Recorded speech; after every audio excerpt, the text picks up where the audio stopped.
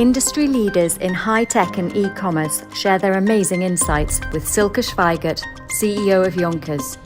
In this series, we interview thought leaders about artificial intelligence and its application in global business.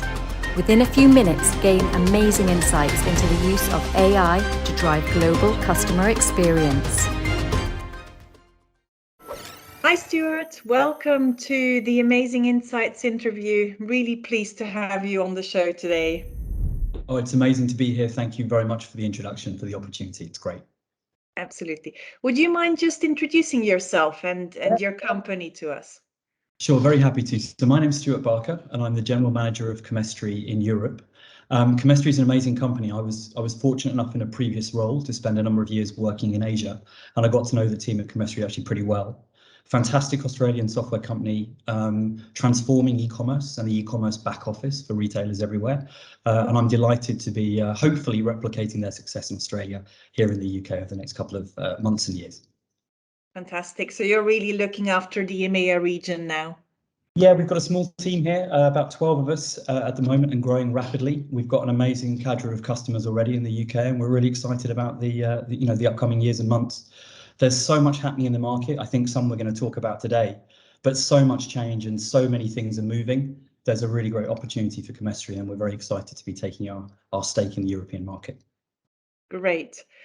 So, I mean, obviously, we had two very challenging years in the past 2 years with the COVID pandemic, and the impact on the industry has been quite tremendous. But how do you see that landscape now, and how do you see it in the next 2 to 3 years?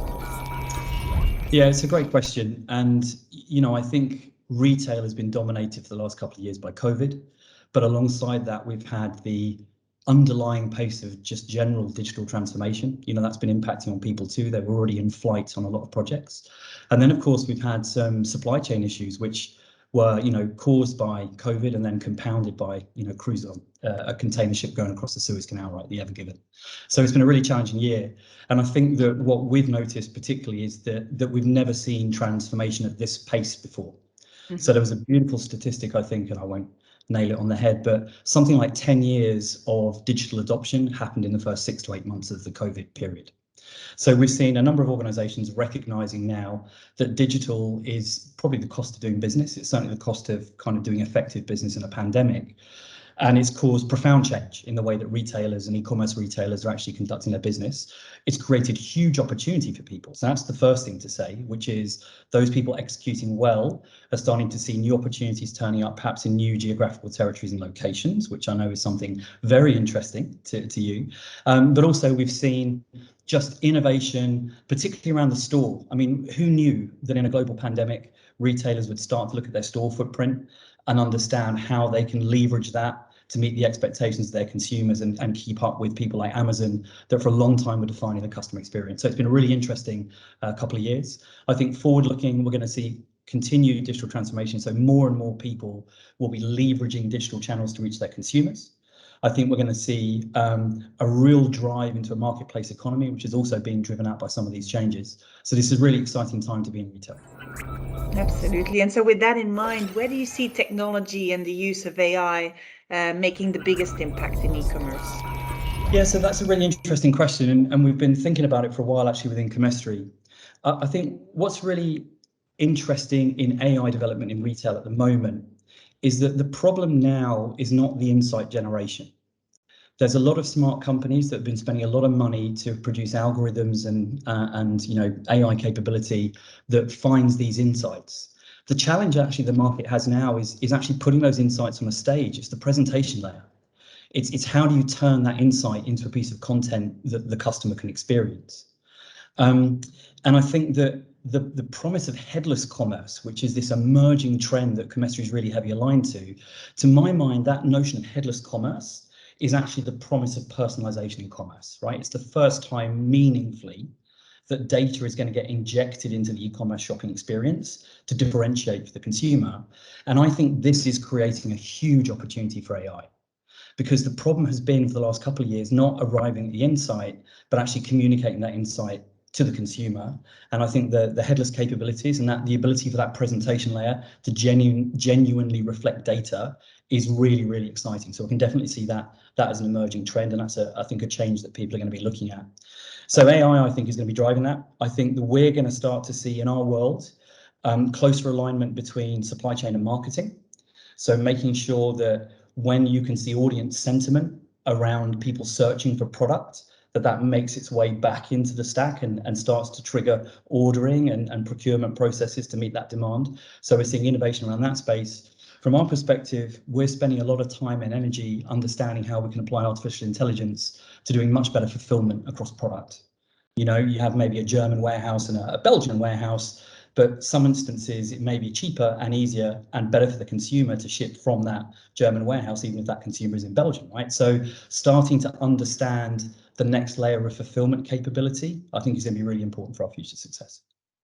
Wow. Yeah, that does sound very powerful and exciting indeed. I mean, obviously, from our perspective, you touched on it briefly before.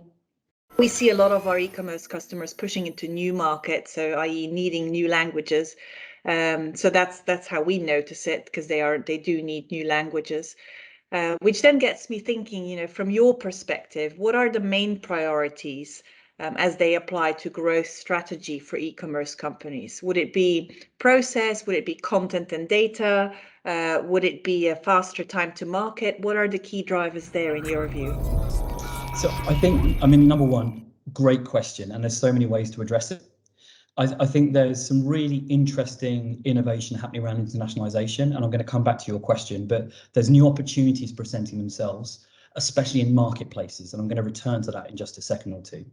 But the first thing that I'd sort of comment on is that if your core retail proposition is solid, let's just take customer data away. So for the moment, we're going to park customer data to one side, right? If you've got a great selection of products that are priced appropriately and are visible to consumers and well explained, you have every chance of making a sale. And I think that really that foundational retail proposition of I've got great products at the right price and you know about it and you understand their value is the core competency of excellence in retail. And actually that online now is being driven by content. So when I look at finding the product, that's a lot easier to do if the products have been translated into the language I happen to speak.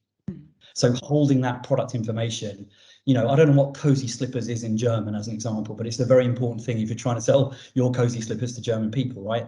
Knowing that translation, holding that translation, making it available is the starting point in that product discovery journey.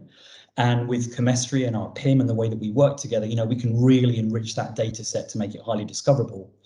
Then, of course, you've got the well explained, right? Consumers want to know what it is. And then we have that second part of how can you build that real understanding of the product if you're not doing it in the consumer's local language.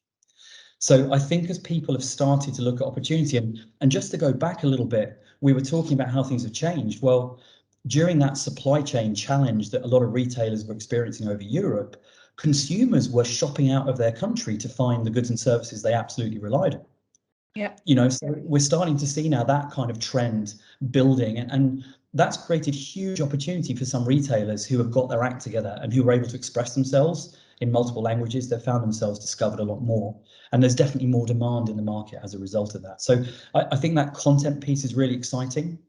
The other two angles that we talked about there was the product range and the product price. And again, I think there's some really interesting innovation in the space at the moment. Marketplaces are just exploding. Mm-hmm. And with this means the ability to enter a new territory without having to localize necessarily all of your services, without having to make that investment. You know, that's a really great way to discover your inventory, to discover your price point, to work on your ranges before you make that investment in the market.